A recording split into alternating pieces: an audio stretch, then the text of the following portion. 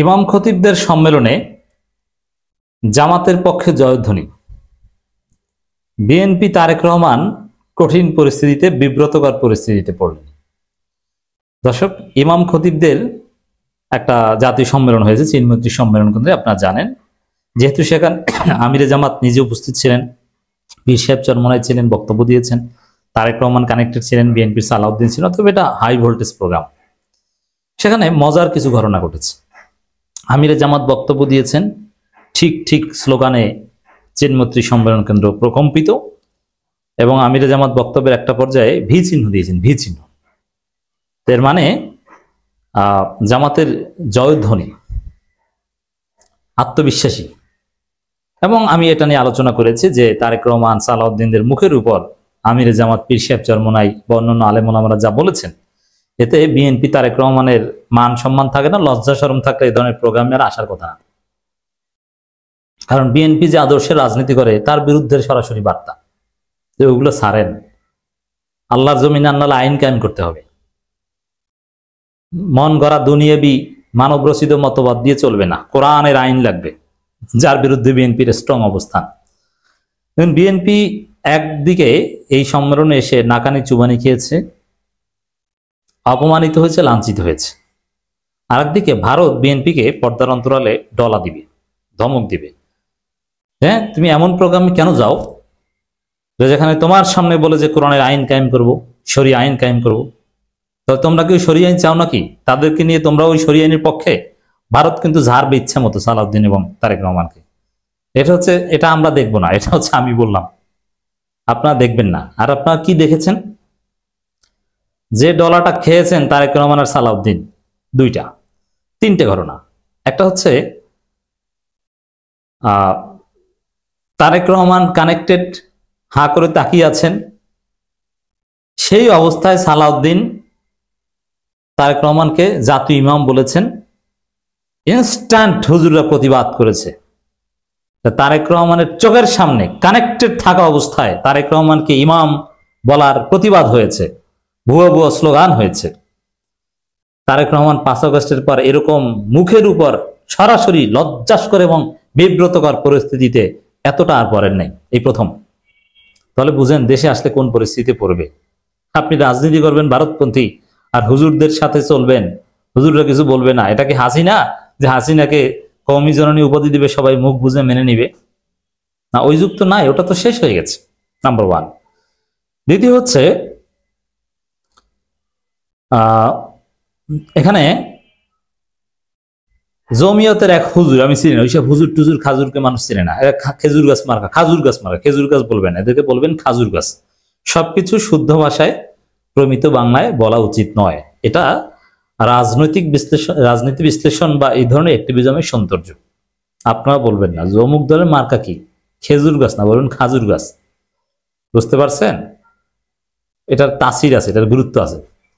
খাজুর গাছ মার্কার এক হুজুর, খাজুর গাছ মার্কা হুজুর, এই হুজুর বলছে কি, ওই হুজুর বলছে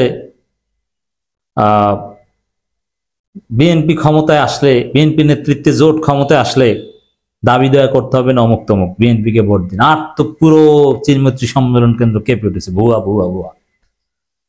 এর মানে তারেক রহমানের উপস্থিতিতে, সালাউদ্দিনের উপস্থিতিতে বিএনপির পক্ষে বলাই চরম ধোলাই খেতে হলো।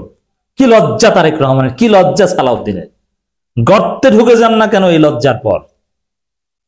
সামনে দেশে আসলে রাস্তাঘাটে ইফটিজিংয়ের শিকার হবেন আপনারা।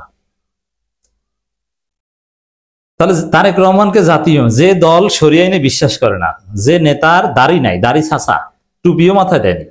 আরে ভাই, ইমাম খতিবদের প্রোগ্রামে আসেন, আপনি একটা টুপি মাথায় দিতেন অ্যাটলিস্ট। 60 বছর পার হয়েছে, 61 বছরে পড়েছেন, একটু দাড়ি রাখেন। কোন ইমাম স্ত্রীকে পর্দা করায় না, মেয়েদের পর্দা করায় না?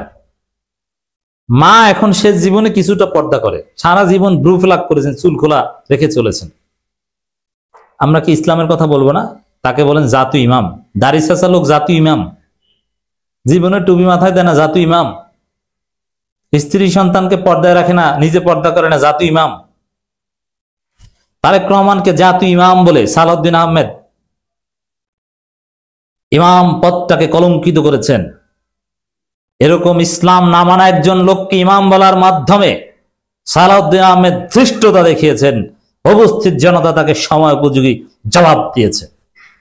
ভবিষ্যতেও যদি এ ধরনের কোনো অযাচিত শব্দ বিএনপির কোনো মূর্খ বলার, মূর্খ সালাউদ্দিন ইসলামের এলেমে মূর্খ না হলে তারেক রহমানকে কিছুতেই জাতীয় ইমাম বলতো না। এখন ইমাম কতটা সম্মানিত, ইমাম বললেই আমাদের সামনে যে চেহারা ভেসে ওঠে, তার বড় দাড়ি থাকবে, ছোট দাড়িও না বড় দাড়ি থাকবে, তার টুপি থাকবে, পাঞ্জাবি থাকবে, তাও ওই আমাদের স্টাইলিশ পাঞ্জাবি না, এক কালারের লম্বা পাঞ্জাবি থাকবে, পাগড়ি থাকবে। ইমাম বললে তো এই চিত্র ভেসে ওঠে। আপনি কাকে ইমাম বলছেন?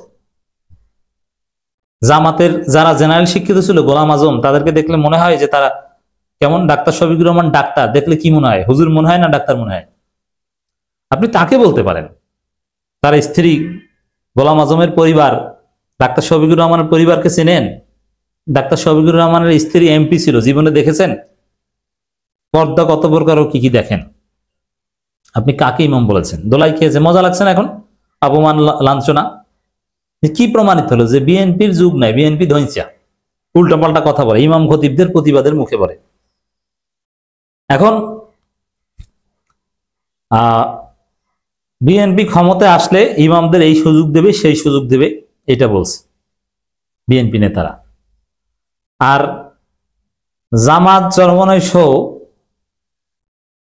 সব ইসলামী দল বুঝিয়েছে এটা, আরে আপনারাই তো ক্ষমতায় আসবেন, অন্য ক্ষমতায় আসলে অন্যের কাছে ধারণা দিতে হবে, আর আপনি নিজে সরাসরি ক্ষমতায় আসবেন। ইমাম যে দল করে তারা ক্ষমতায় আসবে। ইমামরা কোন দল করে, খতিবরা কোন দল করে? হয় চরমনাই নইলে জামাত। আপনি সারা বাংলাদেশে সার্চ লাইট দিয়ে খুঁজে ওই খাজুর গাছ মার্কা 20 জন ইমাম পাবেন, আছে? আমি তো জীবনে কাউকে দেখিনি। এগুলো চেনে কেউ? খাজুর গাছ বলতে কোনো মার্কা আছে বাংলাদেশে কেউ জানে? তো ইমাম মানেই তো জামাত চরমনাই, কিছু পাবেন আহলে হাদিস। সেখানে ইমামরা সরাসরি ক্ষমতায় আসবে, তারা নিজেরা এম্পাওয়ার্ড হবে, তারা অন্যের পিছনে কি করবে? মজা না? এই হচ্ছে অবস্থা দর্শক। তারেক রহমান, সালাউদ্দিন একটা কঠিন দলা খেয়েছেন।